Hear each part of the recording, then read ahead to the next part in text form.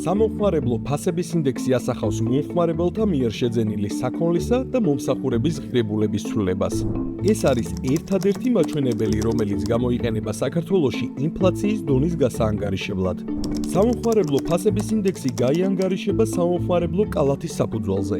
კალათა შედგება ქვეყნის მოსახლეობის მიერ ყველაზე ხშირად მოხმარებადი საქონლისა და მომსახურებისგან.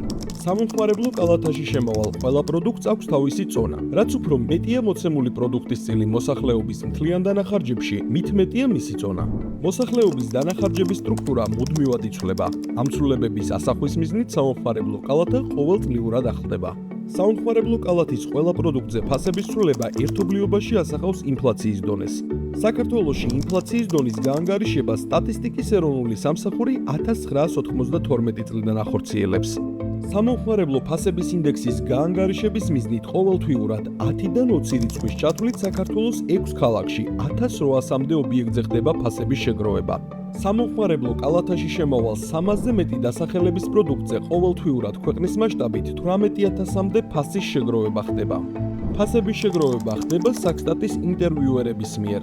ზოგიერთ პროდუქტზე ფასები გროვდება სტატისტიკის სათაო ოფისის მიერ ადმინისტრაციული წყაროებისა და ინტერნეტის გამოყენებით. სამომხმარებლო ფასების ინდექსის მონაცემები ქვეყნდება ყოველთვიურად თვის მესამე დღეს. მონაცემთა გავრცელებისთვის სხვადასხვა წყარო გამოიყენება.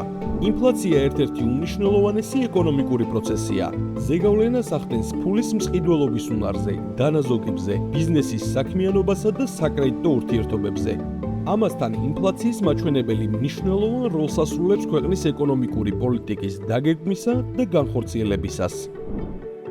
არაფერია უფრო მნიშვნელოვანი სწორი პოლიტიკის წარმართვისთვის, როგორც კარგი სტატისტიკა.